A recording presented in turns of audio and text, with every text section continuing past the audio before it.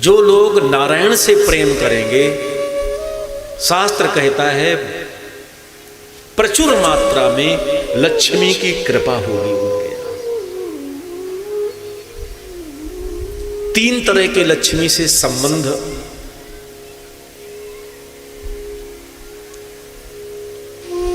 चर्चा में है।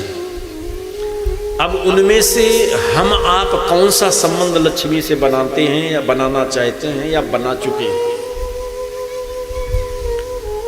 लक्ष्मी मेरी मां है। बहुत ध्यान से सुनना, ये व्यक्तिगत हर एक श्रोता के लिए मेरा प्रश्न है। आप उस लक्ष्मी, उस संपत्ति, उस ऐश्वर्य को किस संबंध से जीवन जी रहे हैं? लक्ष्मी मेरी मां है। कितने ऐसे लोग हैं कि लक्ष्मी को माता के भाव से नित्य देखते हैं? एक संबंध है। दूसरा संबंध है लक्ष्मी मेरी बेटी है, अभी कुंवारी है, विवाह नहीं हुआ है। समाज में कितने लोग हैं जिनका नजरिया महालक्ष्मी के प्रति पुत्री जैसा है। और तीसरा संबंध और भी है, लक्ष्मी मेरी घरवाली है।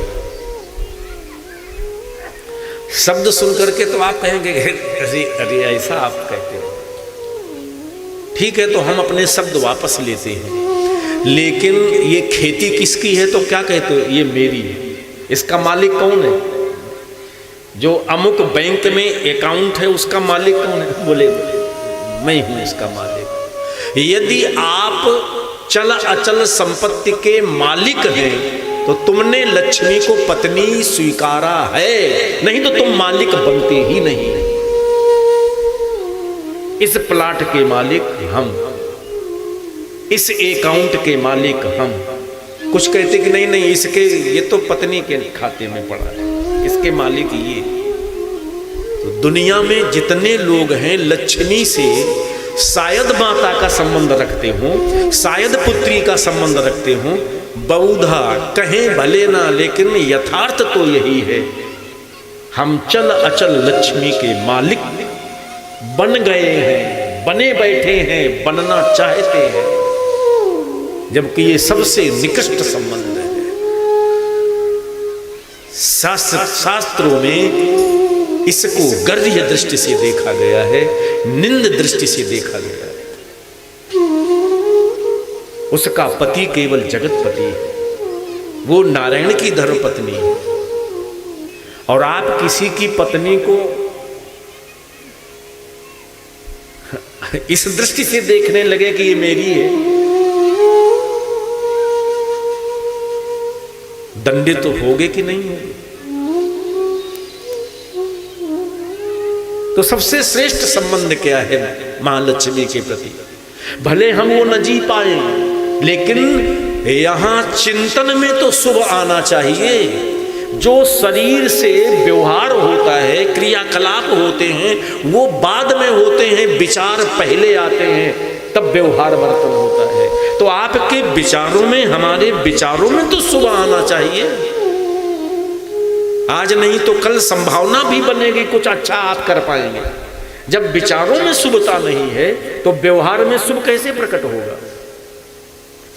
इसलिए आप कर पाए या ना कर पाए, व्यासपीठ से दुनिया में जहां कथा होती है वहां आपके विचारों में शुभ का निवेश प्रवेश हो जाए, इसलिए भगवती भगवान की चर्चा गाई जाती है।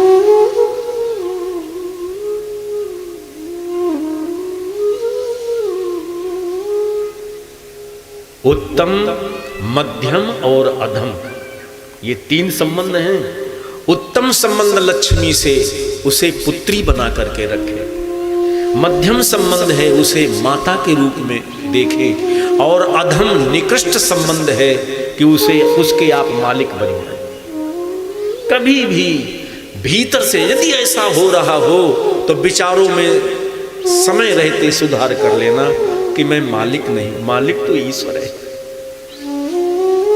मेरे गुरुदेव भगवान कहते थे, शायद आपको याद हो कि तुम्हारे बाबा परबाबा उस खेत को अपना खेत कह के चले गए कि हम मालिक, और वो वहीं पड़ा रह गया। कुछ साल तुम कहोगे कि इसके मालिक हम, और इसके बाद फिर तुम्हारी और पीढ़ी कहेगी कि मालिक मालिक ये सब झूठे, सब जा रहे हैं। वो संपदा यही है, ये अधम संबंध है।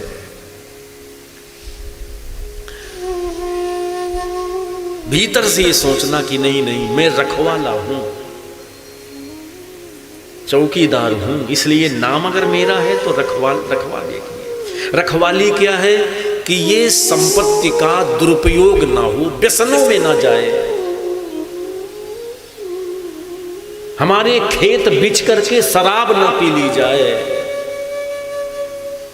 इसलिए तुम रखवाले हो। किसी के जीवन के सुख को ना बिगाड़ दिया जाए मेरी संपदा के कारण, इतना विवेक जागरण जरूर होना चाहिए। और सत्य तो ये है, सबसे श्रेष्ठ संबंध हमारा लक्ष्मी के प्रति पुत्री का है। और जितने विज्ञ लोग हैं वो जानते हैं कि जब आप कन्या का पाणी ग्रहण संस्कार करते हो, जब संकल्प पिता लेता है बेटी का हाथ दामाद के हाथ में देने का, अग्नि को साक्षी बना करके मंडप के नीचे, तब वहां आचार्य जी बोलते हैं कि लक्ष्मी स्वरूपा कन्या को आज इस मुहूर्त में, इस नक्षत्र में, इस लग्न में, इस गोत्र में उत्पन्न हुए नारायण स्वरूप दामाद के हाथ में सौंप रहा। आज भी विवाह में जब कन्यादान होता है तो यही संकल्प बोला जाता है। वहां बेटी को बेटी का नाम नहीं लिया जाता, वहां लक्ष्मी स्वरूपा कन्या। तो लक्ष्मी से सबसे श्रेष्ठ संबंध है कि उसे आप अपनी पुत्री माने। और याद रखना, जब आप पुत्री के रूप में लक्ष्मी को देखेंगे तो जैसे जैसे लक्ष्मी बढ़ेगी वैसे वैसे आपको चिंता होगी। जैसे आपकी बिटिया जैसे बड़ी होती वैसे चिंता होती है, ये तो पराए घर की है। अब भले लोग नहीं कहते हैं, लेकिन मैंने तो जब मैं छोटा था तो ये हर एक माता बहन की मुख से यही निकलता था, अरे इनकी क्या, ये तो पराए घर की है। आज कन्याओं को ये अच्छा नहीं लगता। उस समय माता पिता का चिंतन शास्त्र को पकड़ करके होता था कि जैसे बिटिया बड़ी होती है वैसे माता पिता उसे देखते हैं कि अब ये बड़ी हो रही है, ये अपने घर जाएगी, मेरा घर छोड़ के जाएगी। चिंता होती है योग घर में कैसे जाए। ऐसे लक्ष्मी को अपनी पुत्री मानोगे तो जैसे लक्ष्मी आपके पुरुषार्थ से, प्रारब्ध से बढ़ेगी तो आपको चिंता होगी कैसे नारायण के पास तक इसे पहुंचा जाता है। सो धन धन प्रथम गति जाकी, प्रथम नारायण है, धर्म है, धन वही श्रेष्ठ है जो नारायण तक पहुंच जाए, भगवान के काम में लग जाए। रामू आवाज ही को कुछ रिपीट बहुत हो रही है।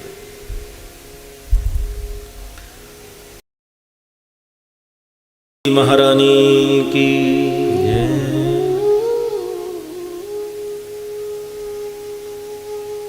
जैसे जैसे हमारी पुत्री बड़ी होती है वैसे वैसे मेरी दृष्टि, ये तो दूसरे घर की है, ये तो दूसरे घर की है। ऐसे संपत्ति जैसे बढ़े तो ये तो भगवान की है, ये तो भगवान की है, ये तो भगवान की है। ऐसा चिंतन होता कि नहीं होता? आप कहोगे कि पुत्री की तरह यदि हम अपनी संपत्ति को दूसरे को दे देंगे, धर्म में दे देंगे, तो घर वाले खाएंगे फिर क्या?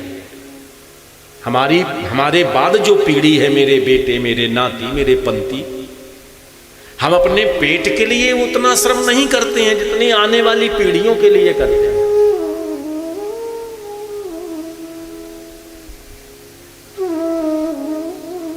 इसका मैं जवाब दूं, जब कन्या का पाणी ग्रहण संस्कार होता, कन्यादान का संकल्प होता, तो अगले दिन फिर विदाई होती है। बेटी रोती है, माता पिता भी रोते हैं। बिटिया भी कहती है मैं घर से नहीं जाऊंगी। करुणा से भरा हुआ माता पिता का हृदय भी रोता है। तो किसी ने कहा माता पिता इतना रो रहे हैं तो बना रखें। बोले नहीं, भीतर सुख मिलेगा यदि योग्य वर के पास ये पहुंच जाएगा। तो यदि लक्ष्मी को बेटी बना करके मैंने विदा कर दिया नारायण के लिए, तो आप तो कंगाल हो जाएंगे फिर।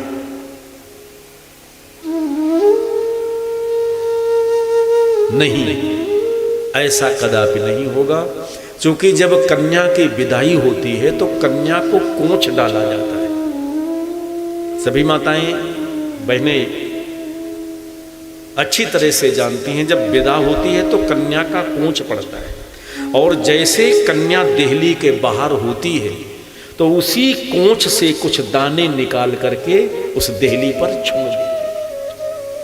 यदि महालक्ष्मी को आपने अपनी पुत्री बना करके नारायण के लिए दान किया, धर्म में लगाया, तो वो लक्ष्मी आपकी कन्या कुछ अंश लक्ष्मी के आपकी देहली पर छोड़ जाएगी, जिससे कभी लक्ष्मी का अभाव और दरिद्रता तुम्हारे घर में नहीं आए। हाँ, अभी केवल लक्ष्मी थी पुत्री, अब जब वो आएगी तो गरुण पर बैठ करके नारायण के साथ आएगी। दामाद आएगा, बिटिया को लेकर के आएगा। दामाद है कौन? तुमने बेटी को लक्ष्मी या लक्ष्मी को बेटी माना है, तो नारायण को बार बार तुम्हारे देहली के भीतर वो लक्ष्मी लाएगी।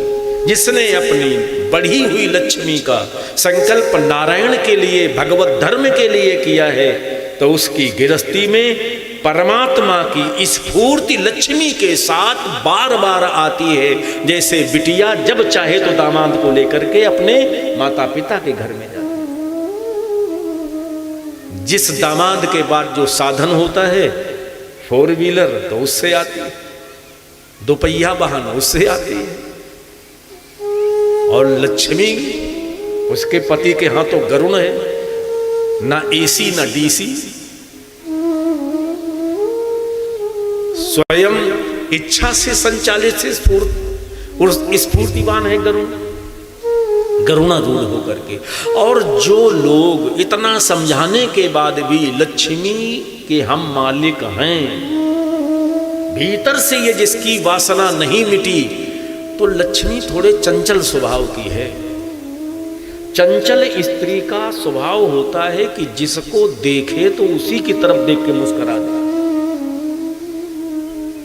जो चंचल नहीं, तो जो लोग लक्ष्मी के मालिक बनने की भावना रखते हैं तो लक्ष्मी उन्हें भी देख के मुस्कुरा देती है।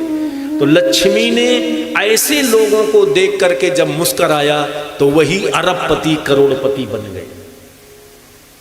लेकिन वो दिन में नहीं आएगी। क्यों?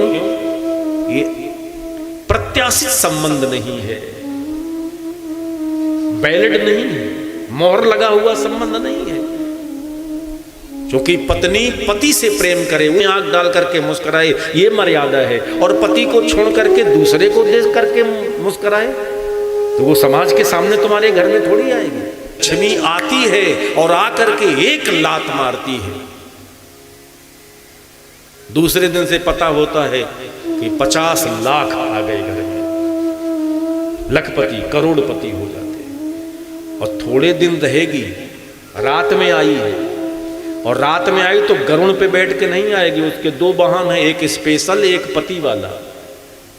जो लक्ष्मी को नारायण के साथ देखते हैं तो वो गरुण पर बैठ करके आती है, और जो लक्ष्मी को अपनी पत्नी बना करके देखते हैं, भोग्या बना करके देखते हैं, मालिक बन करके देखते हैं लक्ष्मी को, तो रात में आती है, उल्लू पर बैठ करके आती है।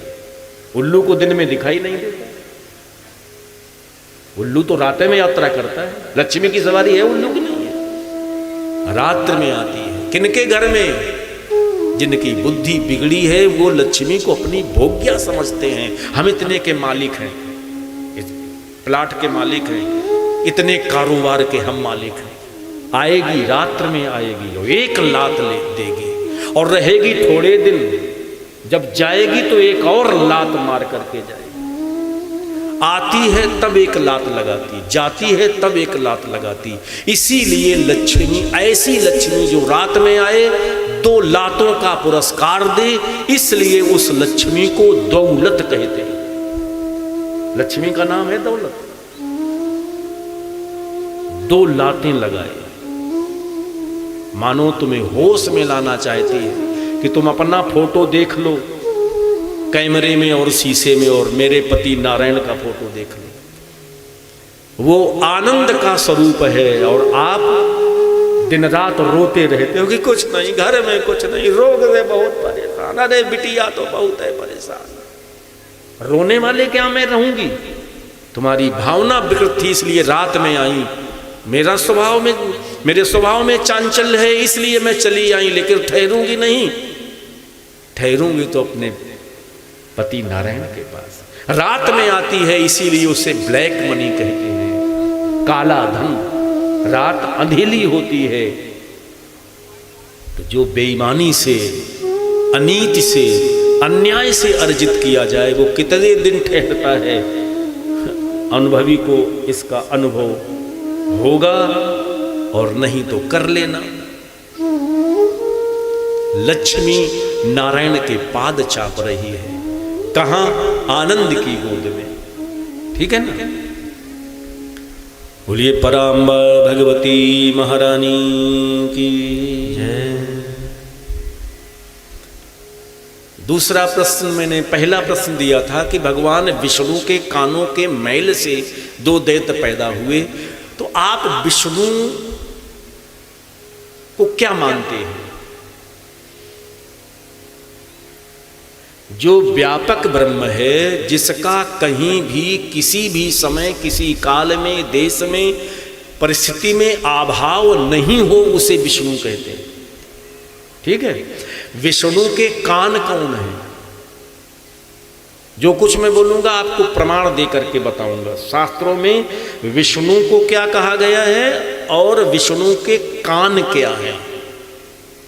जब हम किसी को समझ नहीं पाते तो फिर अपने मन में जो बुद्धि अकल होती है उसी से एक खाका खींच लेते हैं कि जैसे हमारे कान हैं ऐसे विष्णु के कान होंगे, तो उन्हीं में कहीं कोई गंदगी मल लगा होगा, उसी से 2 पैदा हो गए होंगे। इसीलिए तो तुम्हें फिर विष्णु समझ में नहीं आता, कथाएं समझ में नहीं आती। विष्णु को समझो ना, व्यापक ब्रह्म है। जैसे आकाश का कहीं भी अभाव नहीं है, ऐसे नारायण विष्णु का कहीं भी अभाव नहीं है।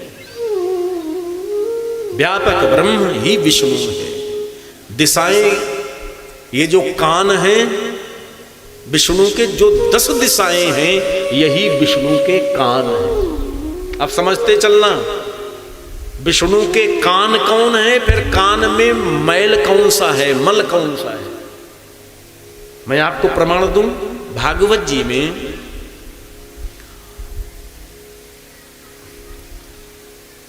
इसका वर्णन किया गया है। द्वितीय स्कंद के